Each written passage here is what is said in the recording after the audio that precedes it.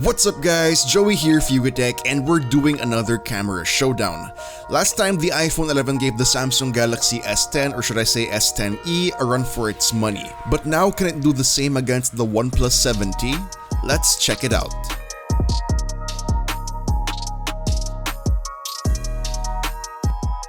So the iPhone 11 uses a trio of 12 megapixel shooters, one in front and two at the back, a main wide camera and an ultra-wide camera.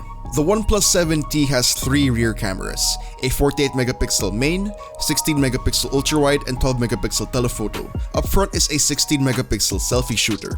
Now, to make this fair, we won't be utilizing the OnePlus 7T's telephoto lens as the iPhone 11 doesn't have its own. However, because of that, it's automatic points for the OnePlus 7T with regards to hardware. But on the flip side, we're also not going to be using Deep Fusion for the iPhone 11's camera, but again, it's automatic plus points for the iPhone 11 with regards to software.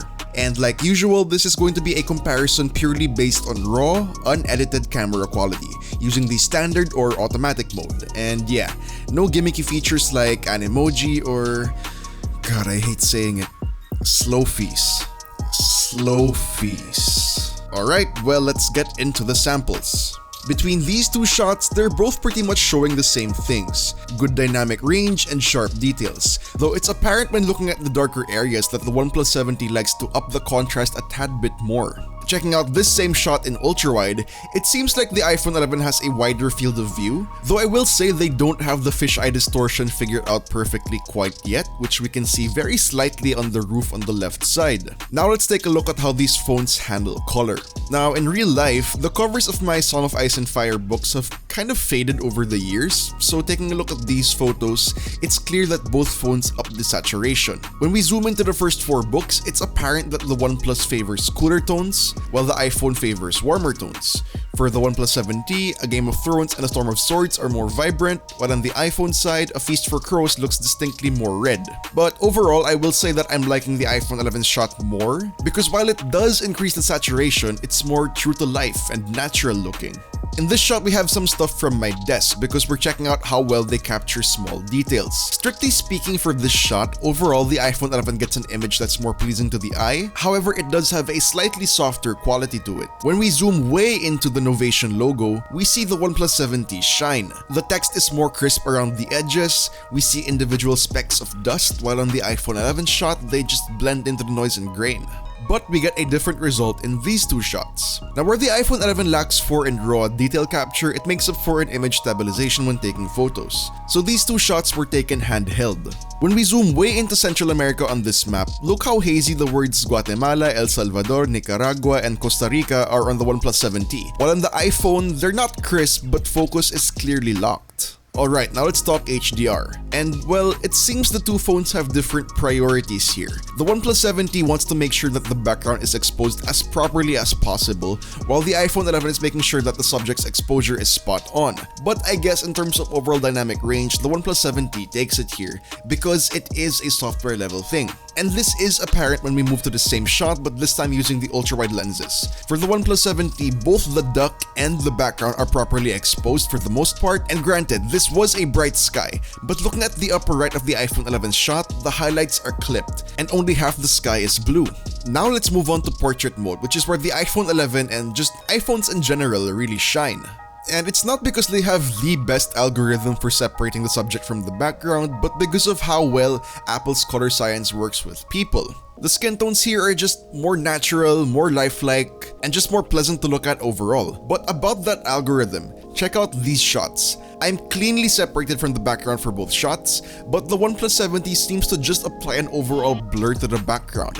If you look at the iPhone 11 shot, the clocks and the table behind me are visibly more blurred out than the chair is, which is more accurate because they're physically farther away from the camera. Apple also advertises that the new iPhone portrait mode doesn't just rely on face detection, so it now works with objects and, more importantly, pets. Both shots are definitely great, but just take a look at how much more sharp the individual furs are in the iPhone 11 shot. But for these portrait shots against a harsh backlight, the OnePlus 70's wider dynamic range shows itself again, which, thinking about it, probably makes it a more versatile camera for shooting in unpredictable lighting environments. Alright, now taking a look at how both phones handle artificial lighting, they're pretty much on par in these two shots. We get clean images from both, so we're starting to get into more low light territory here with this shot taken at sunrise. Both phones are on pretty equal footing here overall. Even when you move to the darker parts of the shot, like the lower right, the amount of noise is still the same.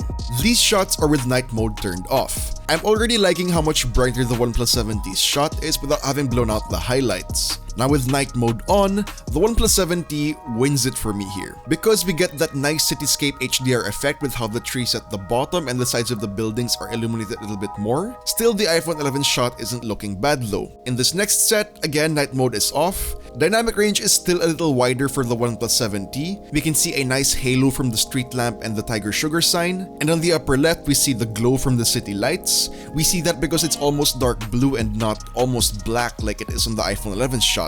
Turning night mode on, honestly not much has changed for the OnePlus 70, but the iPhone 11 shot is now just on par.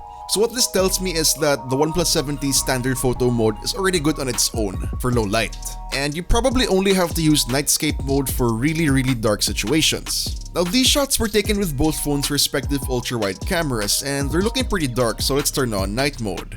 Oh wait, yeah, the iPhone 11 doesn't have night mode for its ultra-wide camera, so yeah. If you're watching this video days, weeks, or months from the time it was published, let us know in the comments down below if Apple already fixed this with a software update. Alright, let's move on to selfies.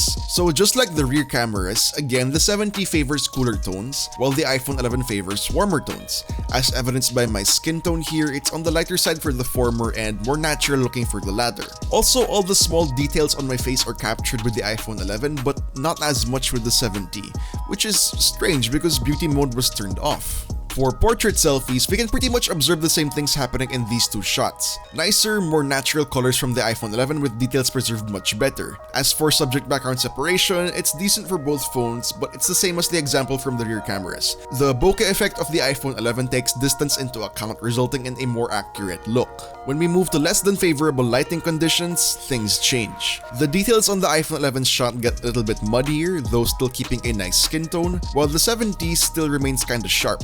And when we move to even worse conditions, what happened in the last set of shots happens again, but also worse. Up to this point, the iPhone 11 was totally winning in terms of skin tones, but they're pretty much lost here. At least the OnePlus 70 was able to retain not just a bit of my skin tone, but also the details. It's not grainy and soft looking, it's still a very usable shot. And finally, to test dynamic range for the front cameras, well, the OnePlus 70 wins flat out. I appreciate that the iPhone 11 didn't totally blow out the light at the back, but now the face is underexposed, unlike the 70 which still actually produces a usable shot. Now checking out videos with the rear cameras, these were shot at 4K. First off, quality for each phone reflects how they both shoot photos. Overall, both look pretty good.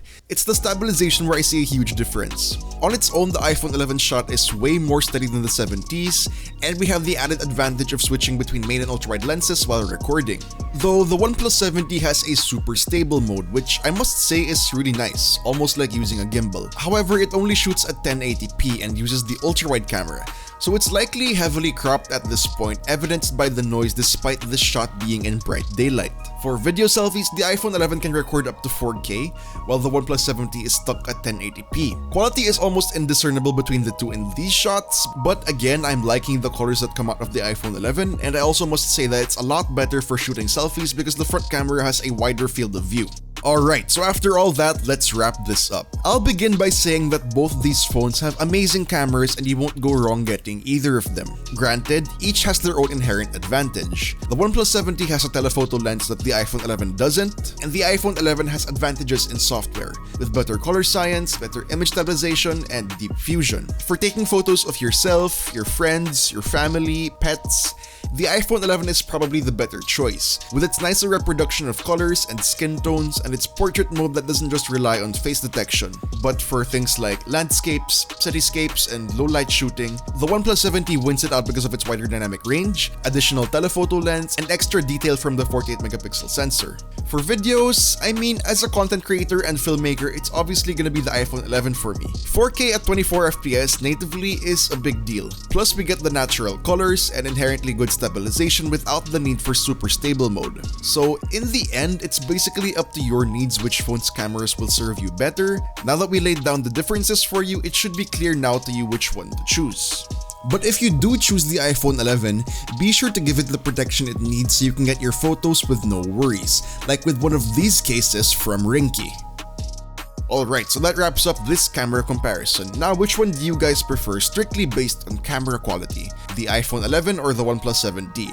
Let us know in the comments down below. And if you enjoyed this video, please do drop a like, subscribe to our channel for more content, hit the bell icon so you don't miss any future uploads, and be sure to visit yugatech.com for the latest tech news and reviews. This has been Joey, and I'll see you guys in the next one.